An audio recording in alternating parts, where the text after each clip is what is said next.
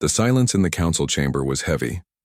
Captain Yuna Kim stood in the observation deck, watching as the vote numbers appeared on the massive holographic display. Her hands gripped the metal railing until her knuckles turned white. The vote was final, 723 to 124. Earth had lost.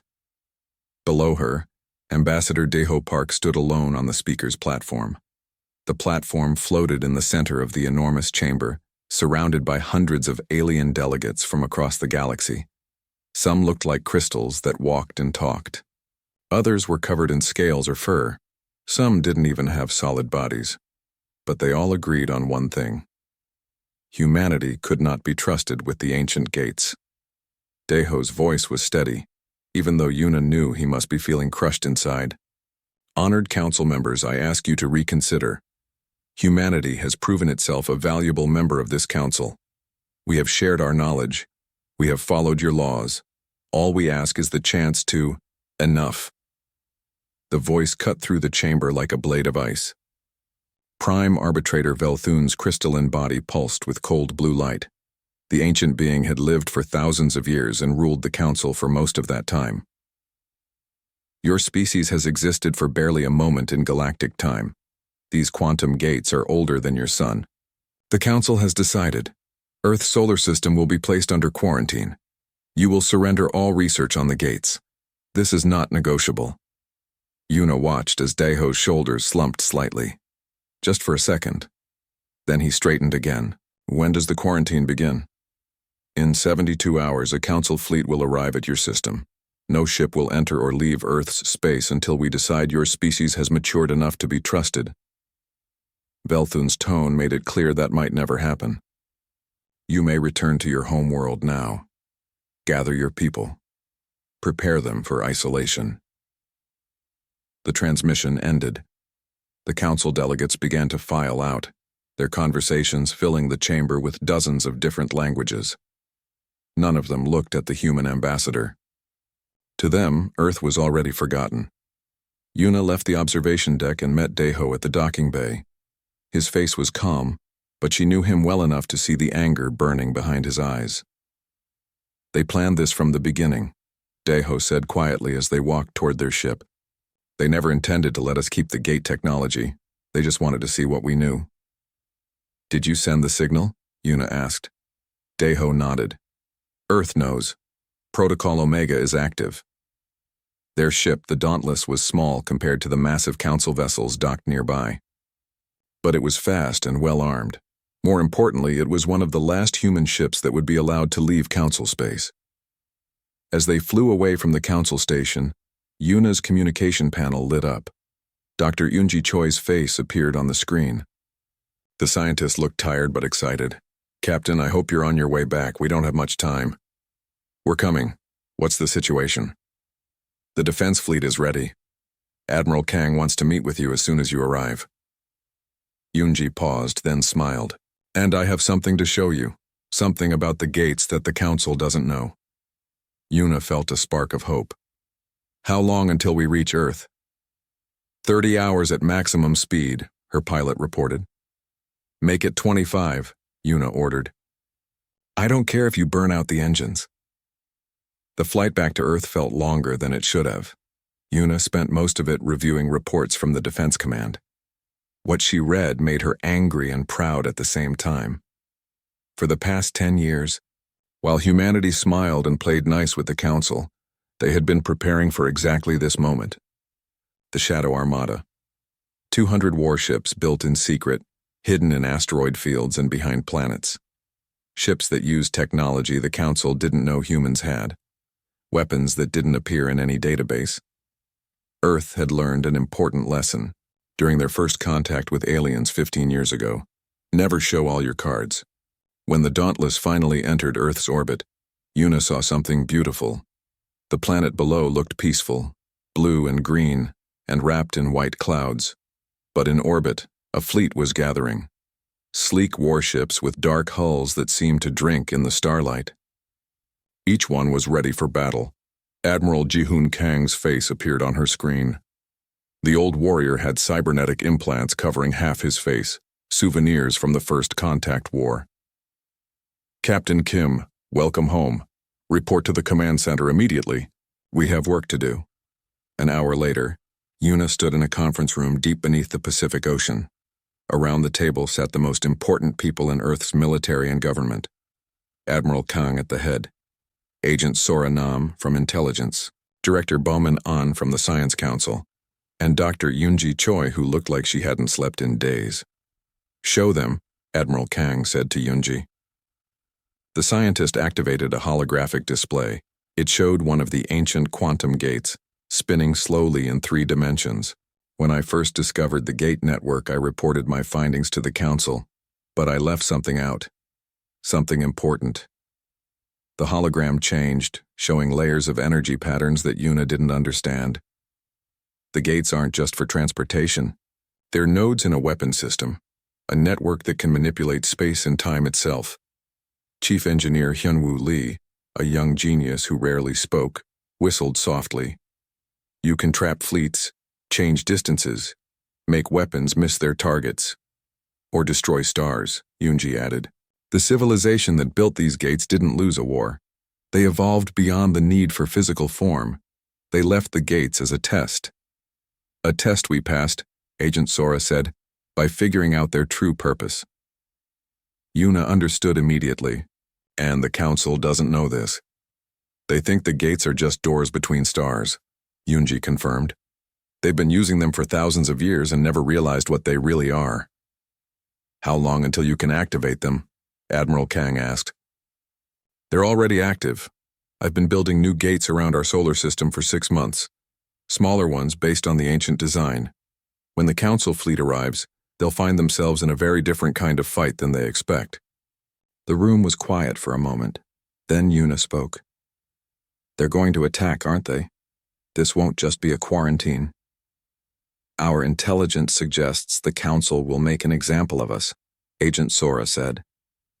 They can't allow a young species to defy them. It would give other species ideas. Director Bowman leaned forward.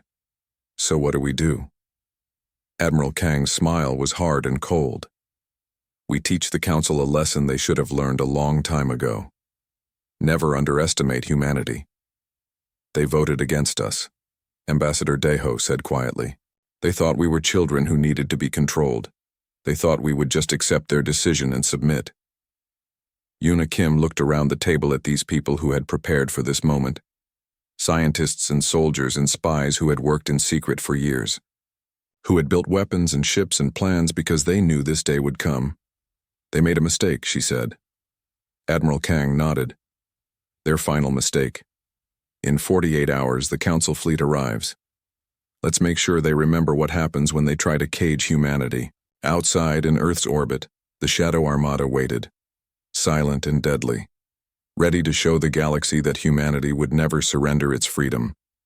Not to the council, not to anyone. The countdown had begun. 48 hours felt like both too much time and not enough.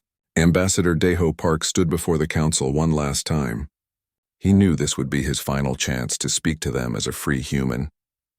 After today, Earth would either stand independent or fall under council control. Honored members, Daeho began, his voice carrying across the vast chamber. Humanity requests a 30-day extension to comply with your decree. We need time to organize, to prepare our people for... Denied. War Marshal Krovik stood from his seat. The massive warrior belonged to a species that resembled armored bears. His voice was like grinding stones. Your kind has had enough time. The quarantine fleet departs within the hour. We will arrive at your system in 46 hours. Prepare for our arrival. Daeho bowed slightly, a gesture of respect that fooled no one. As he bowed, his left hand moved in a specific pattern. A signal. Back on Earth, encrypted receivers picked up the message from hidden cameras. The trap was ready. Captain Yuna Kim watched the broadcast from the command center beneath the Pacific Ocean. Around her, dozens of officers and scientists monitored screens and worked at stations. The room hummed with quiet energy. He gave the signal, Agent Soranam said from beside her. The council is moving exactly as we predicted. What about our people in council territory? Yuna asked. The civilians, the traitors? All evacuated 3 days ago, Sora confirmed. We made it look natural. Family emergencies, business opportunities elsewhere. The council didn't notice. Admiral Jihoon Kang entered the room, his cybernetic eye glowing softly in the dim light. All fleet commanders are ready. Our ships are in position. Yuna pulled up a holographic map of the solar system. Red dots showed where human ships waited, hidden behind planets and inside asteroid fields. Blue dots marked the positions of Dr. Yunji's new gates. The whole system was a web of defensive positions. They think they're coming to arrest children, Admiral Kang said. They're about to learn that these children have teeth. On the other side of the galaxy, the Council's quarantine fleet gathered. 500 warships from a dozen different species. It was a massive show of force designed to intimidate. War Marshal Krovik stood on the bridge of his flagship, the Hammer of Justice, watching as the fleet prepared to jump to hyperspace. Is all this really necessary? One of his officers asked. It's just Earth, one small species. Krovik's laugh was harsh. That's what everyone thinks. That's why we need to do this. If we let humans defy us, others will try. We crush them now completely so no one else gets ideas. The fleet jumped to hyperspace, beginning their journey to Earth.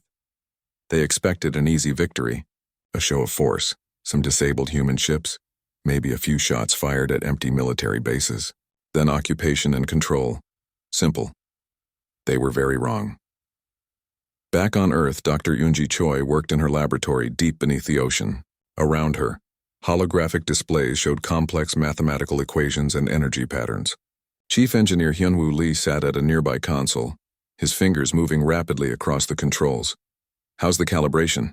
Yoonji asked without looking up from her work. Perfect. All 15 gates are synchronized. When the Council fleet arrives, we can activate the network in less than 3 seconds. Hyunwoo paused. Are you sure this will work? Yoonji finally looked at him. Her eyes were tired but determined. The mathematics are sound.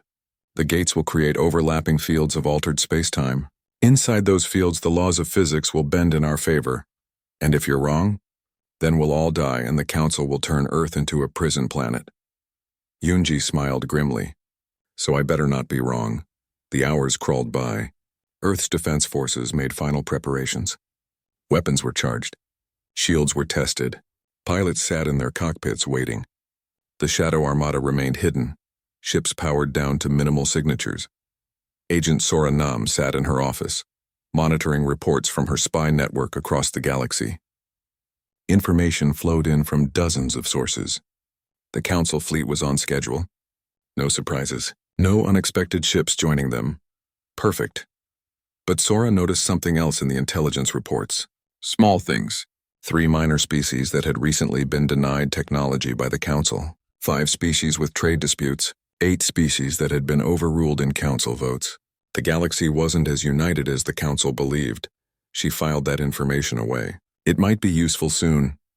The Council fleet dropped out of hyperspace at the edge of Earth's solar system right on schedule. War Marshal Krovik looked at his tactical display and felt satisfaction. The human fleet was visible on sensors. 200 ships arranged in a defensive formation around Earth. Only 200 ships, his tactical officer reported. Their weapons are charging, but their shield systems appear to be standard Council-level technology. Krovik nodded. This would be even easier than he thought. All ships advance in formation. Target their weapons and engines.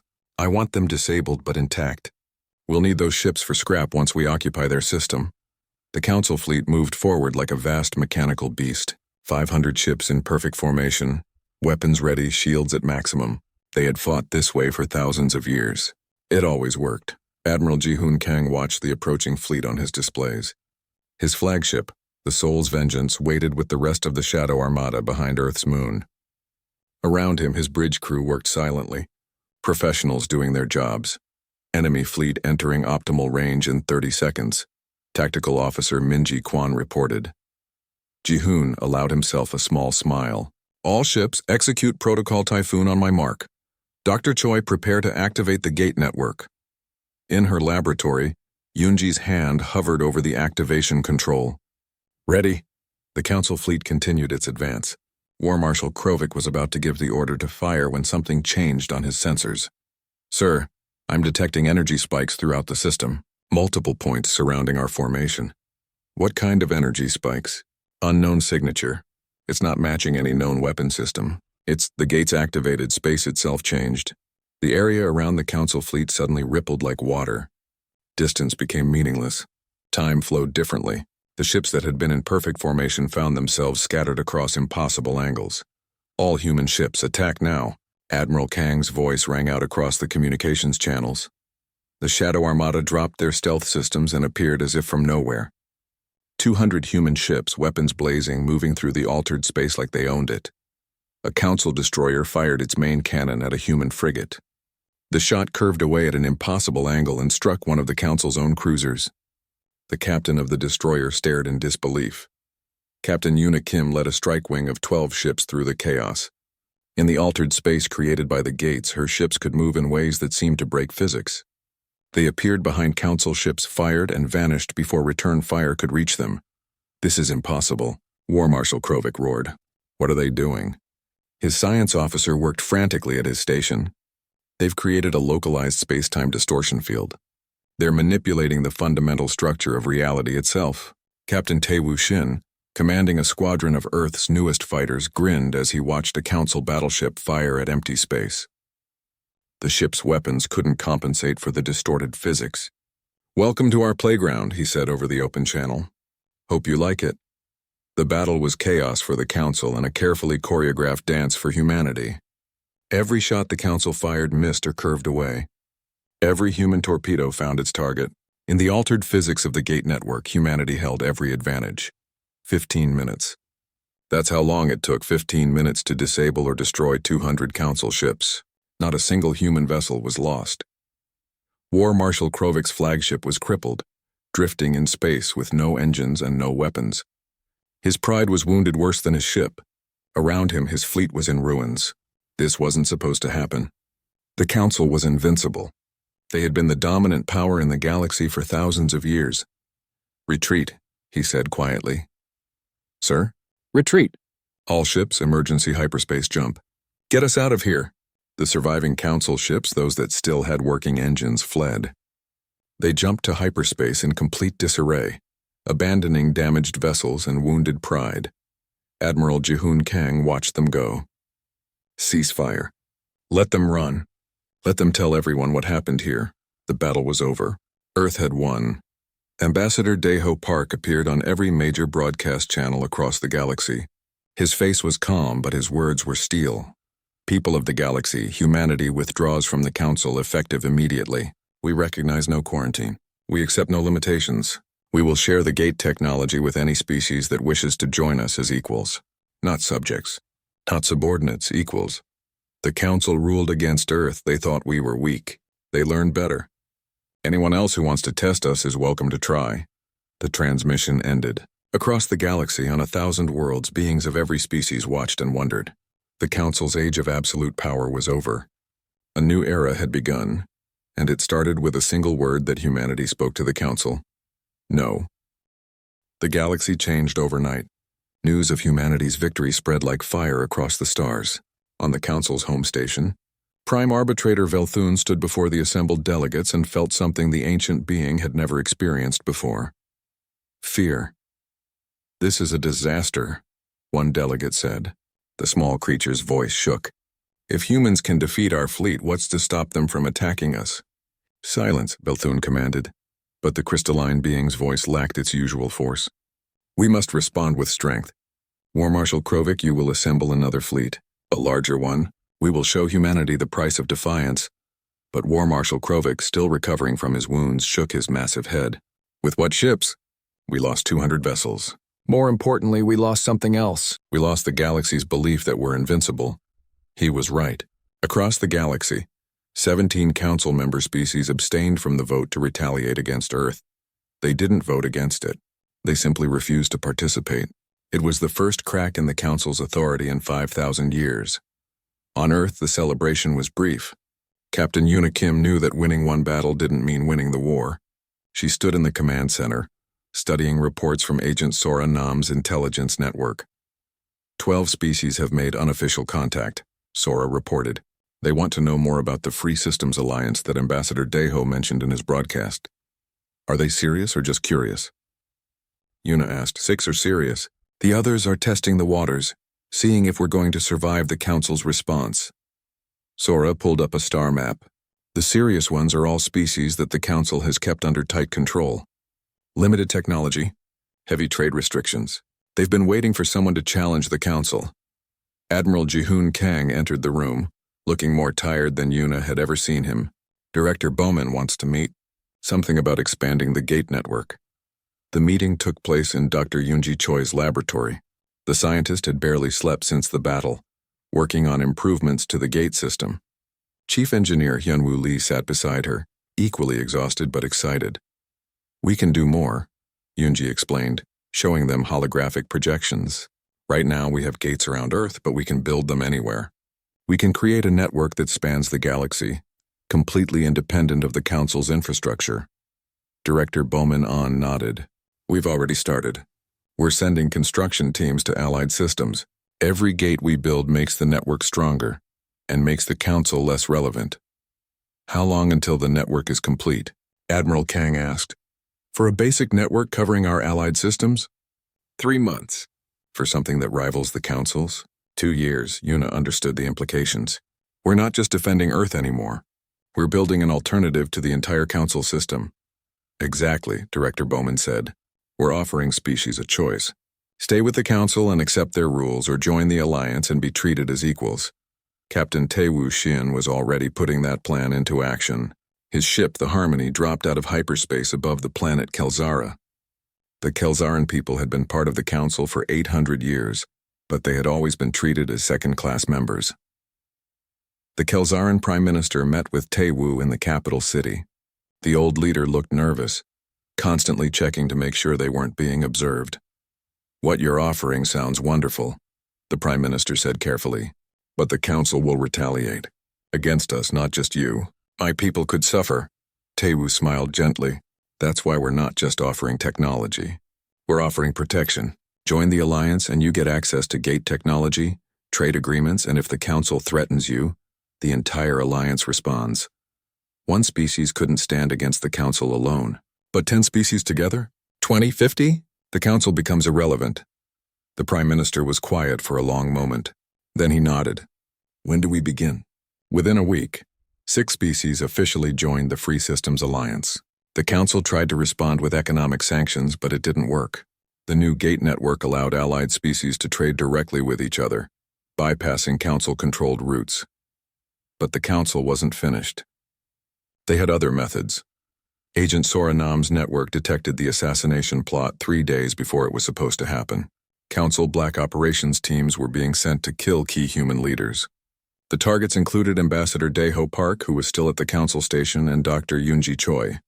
"We need to evacuate Daeho immediately," Yuna said. "No."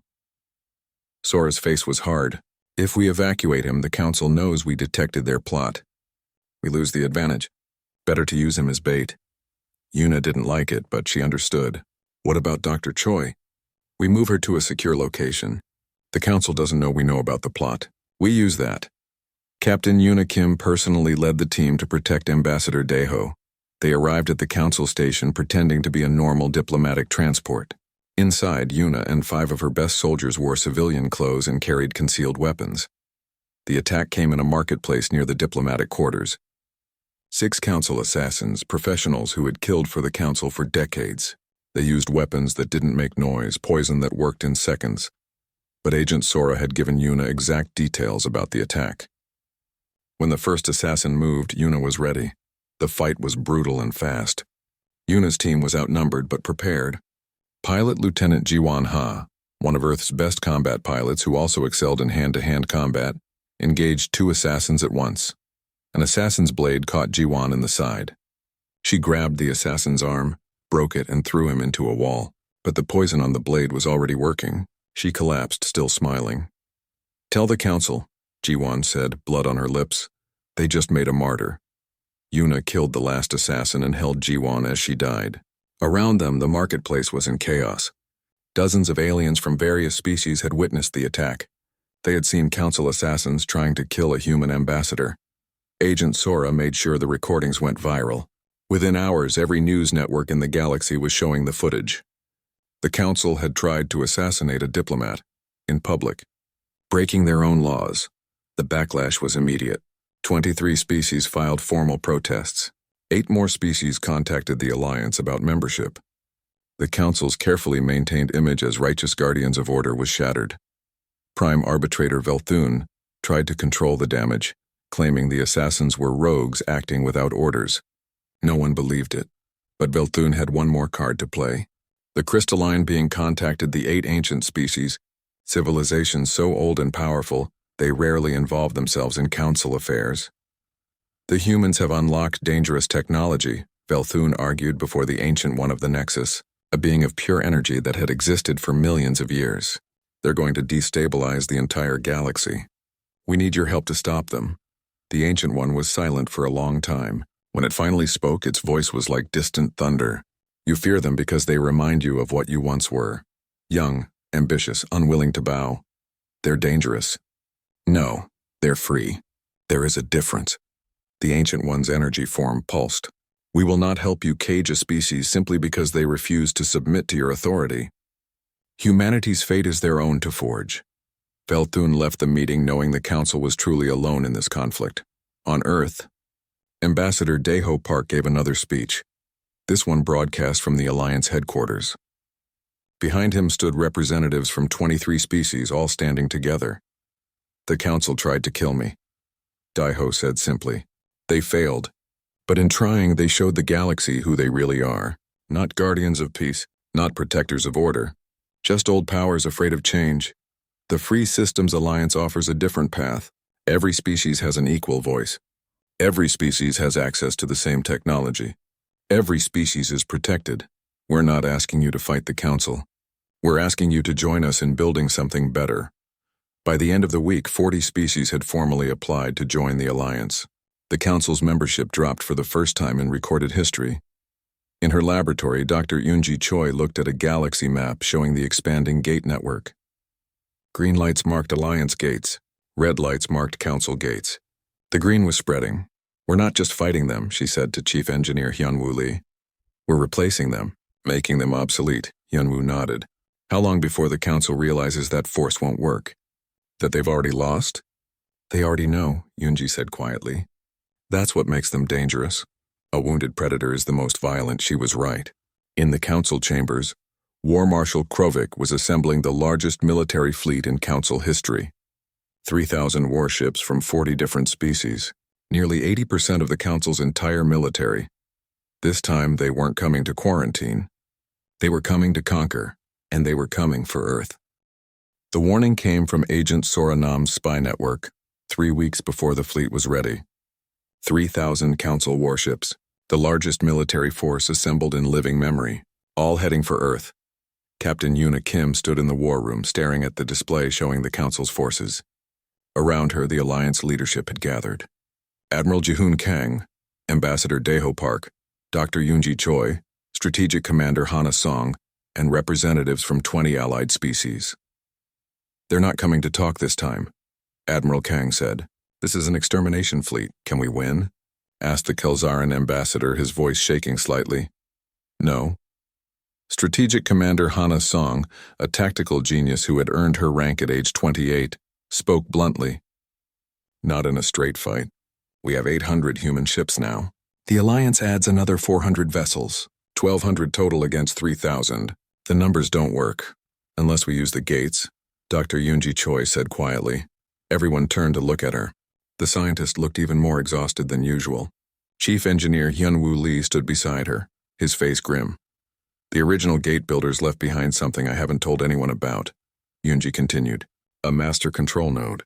One device that can command every gate in the galaxy, including the ancient gates the Council uses for their entire economy and military. If we activate it, we can shut down every Council gate simultaneously. Their fleet would be stranded wherever they are. Their economy would collapse overnight. She paused. But there's a cost. What cost? Yuna asked. There's a 30% chance the activation creates cascading space-time failures. Multiple sectors of space could become unstable. Billions of beings could die. And it might shut down our gates too. Everyone starts from scratch. The room went silent. Ambassador Deho Park spoke first. We've spent these months telling the galaxy we're better than the Council, that we value life and freedom over power. If we use this weapon, we become exactly what they fear. Director Bowman Ahn nodded in agreement. We'd be trading our principles for survival. What would we become? We'd become alive, Admiral Kang said harshly. If we don't use it, the Council destroys Earth and everyone who joined us. They'll make examples of entire species. The oppression will be worse than before. The argument continued for hours. Species representatives argued both sides. Some wanted to use any weapon to survive. Others refused to sacrifice billions to save themselves. Captain Yuna Kim listened to all of them. Finally, she stood. There has to be another way. We're humans. We don't give up, we adapt. We find solutions that shouldn't exist. Strategic Commander Hana Song pulled up tactical displays. Then we need to think different. Not fight their fleet. Not destroy their gates. Something else entirely. For the next 72 hours, the greatest minds in the Alliance worked on a plan. Human ingenuity combined with alien perspectives. Scientists and soldiers together. They built a strategy that was insane and brilliant. When they presented it to Admiral Kang, the old warrior laughed. This is either the stupidest idea I've ever heard or pure genius. Probably both, Hana Song admitted. But it's better than genocide. The Council fleet arrived at the edge of the Sol system exactly when intelligence predicted. 3,000 warships in perfect formation. War Marshal Krovik stood on his flagship's bridge, confident in his overwhelming force. Send the message, he ordered. Surrender within 1 hour or we glass every human world. Humanity's response confused him. Every gate in the human network activated simultaneously, creating a display of light and folded space visible from hundreds of worlds. It was beautiful and terrifying. A demonstration of power, but they didn't attack. They just waited. They're trying to intimidate us, Krovik decided. It won't work. All ships advance and prepare to fire. Then something unexpected happened. 15 Council member species broadcast a message on all frequencies. We will not participate in genocide. Their ships, part of the Council fleet, powered down weapons and drifted aside. They didn't join humanity. They simply refused to fight. Among those ships was Counselor Isathis, the serpentine diplomat who had always played all sides. The counselor contacted Ambassador Deho directly. You were right, human. The Council's age is ending. Many of us have waited for someone brave enough to stand against them. You gave us that courage. Suddenly, War Marshal Krovik's 3,000 ships became 2,000. Still overwhelming numbers, but the confidence was gone. Some Council species were choosing peace. The galaxy was watching. Traitors! Krovik roared. All loyal ships attack immediately. The battle began.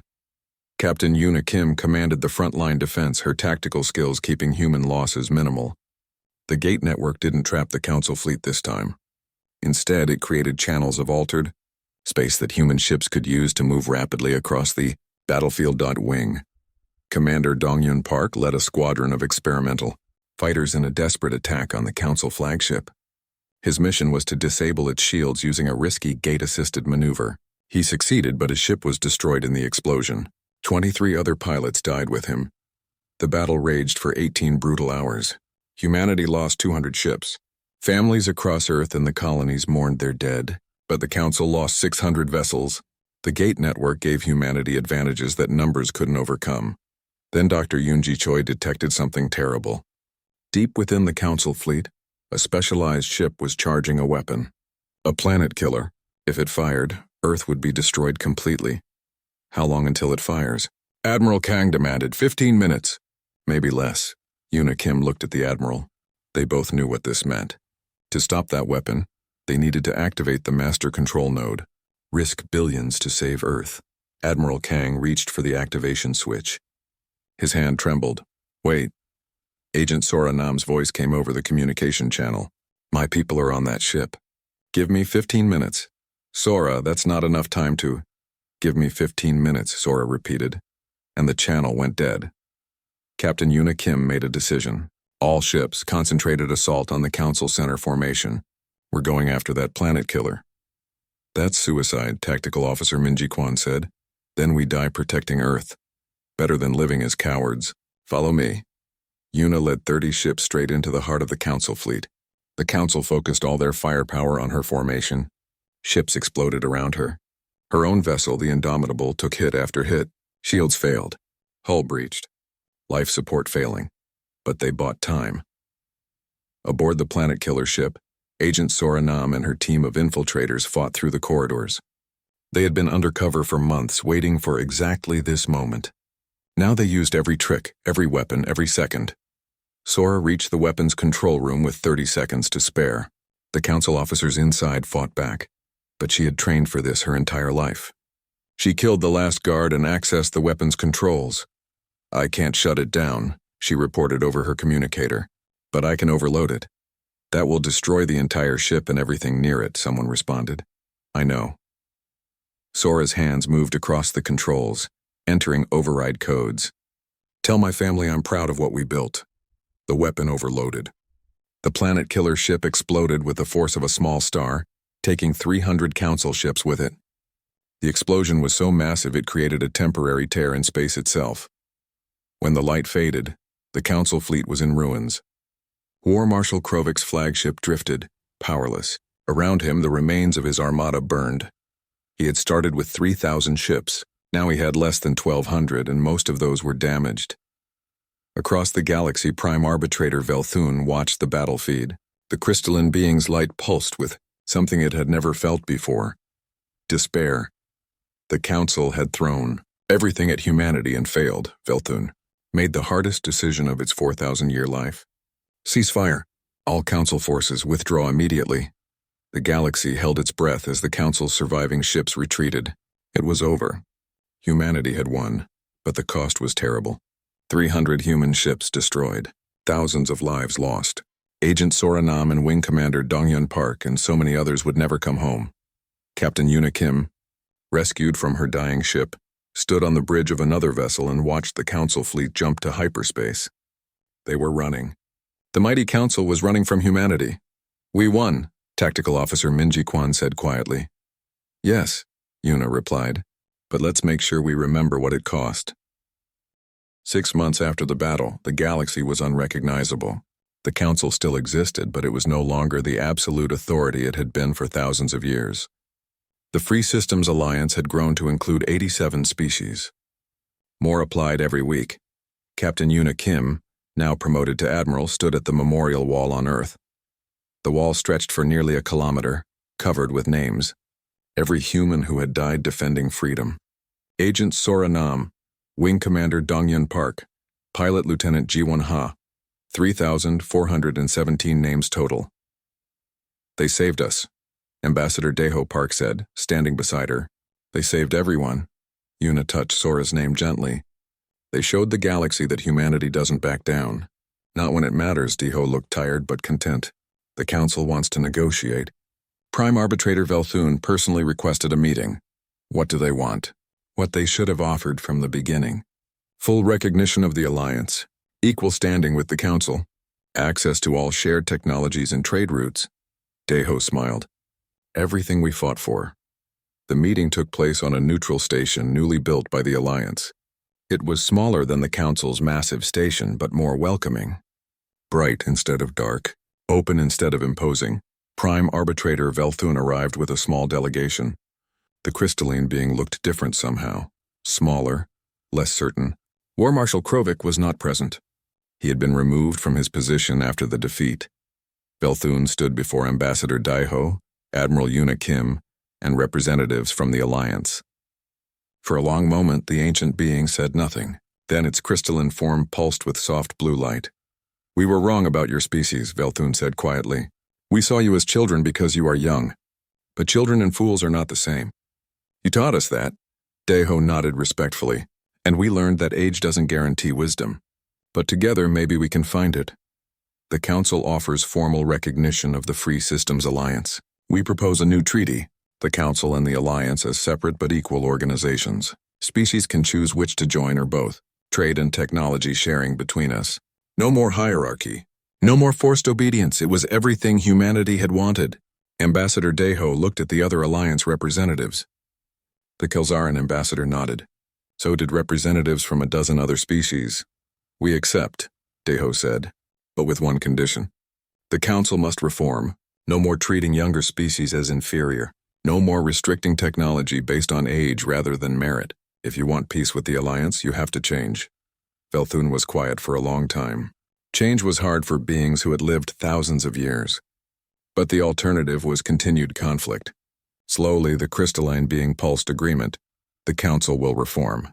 You have our word. Treaties were signed. Borders were established. The galaxy entered a new era. Dr. Yoonji Choi stood in her laboratory, which was now an international research center.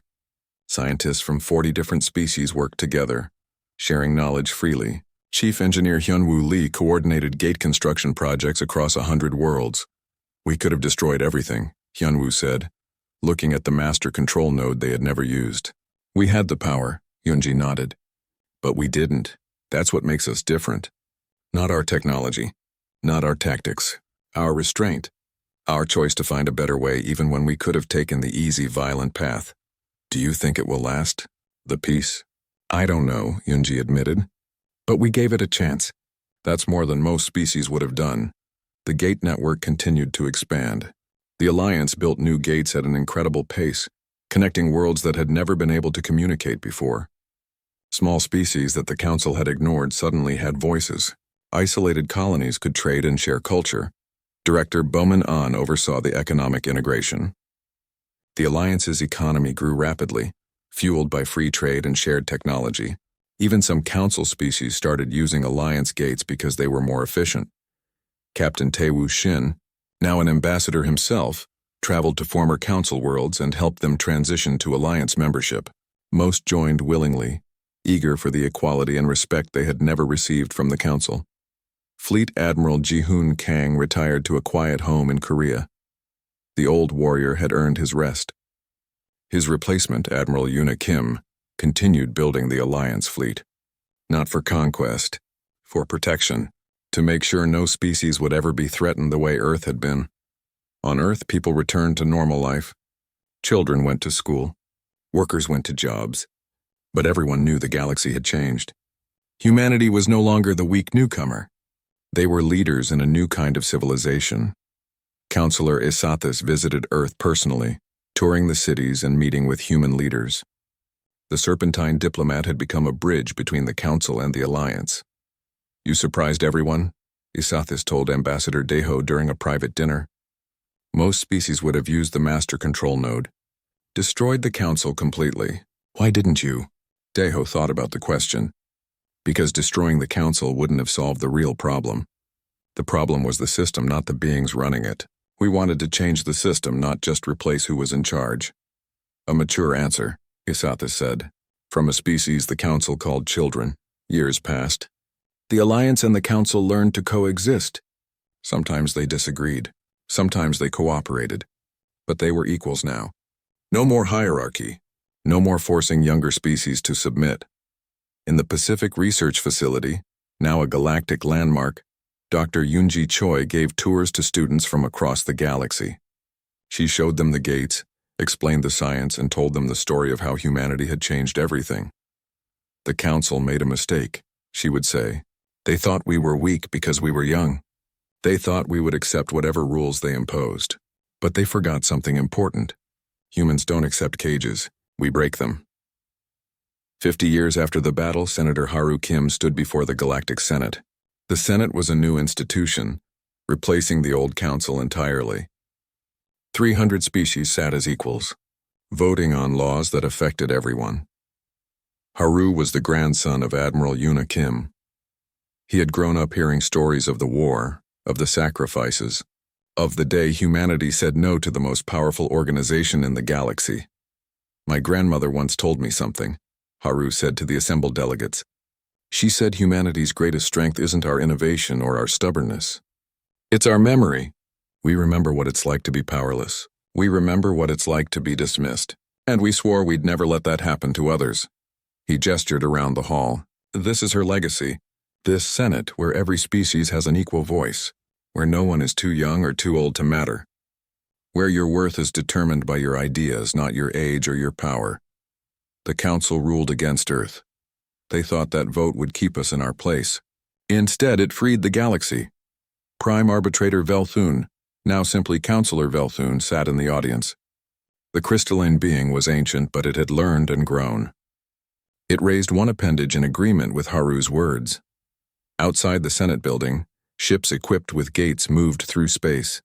Human ships, alien ships, and collaborative designs. The galaxy was connected in ways it had never been before. In a small park on Earth, a memorial stood. It showed Agent Sora Nam, Wing Commander Dongyun Park, and Pilot Lieutenant Jiwon Ha, 3 among thousands who had died. The inscription read, "They fought so that no one would ever have to fight alone again." Dr. Yoonji Choi, now old and gray, visited the memorial every year. Chief Engineer Hyunwoo Lee, equally old, walked with her. They remembered the desperate days, the impossible odds, the moment when humanity decided that freedom was worth any price. "Do you think they knew?" Hyunwoo asked. "The ones who died." "Do you think they knew we would win?" Yoonji smiled. "They knew something better. They knew that even if we lost, we would lose on our feet, not on our knees. That's what made us human. That's what changed everything." The sun set over Earth, the same sun that had shone on caves and early cities, on ships crossing oceans and ships crossing space. Humanity had come so far, and they had done it while holding on to the one thing that mattered most, the belief that everyone deserves to be free. The Council had ruled against Earth, thinking it would keep them in control. That vote became their final mistake. Because humanity didn't just fight for Earth. They fought for a principle that every being in the galaxy understood. No one should be caged for being young. No one should be controlled for being different. No one should surrender their freedom to those who claim to know better. The galaxy learned that lesson, and it learned it from the species everyone thought was too young to matter.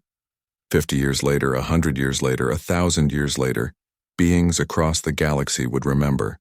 They would tell their children about the day humanity said no, about the war that ended hierarchy, about the moment when the galaxy learned that power comes not from age or weapons, but from the courage to stand up and say, "We are free, and we will remain free." The Council's vote against Earth became the vote that freed everyone, and that made all the difference.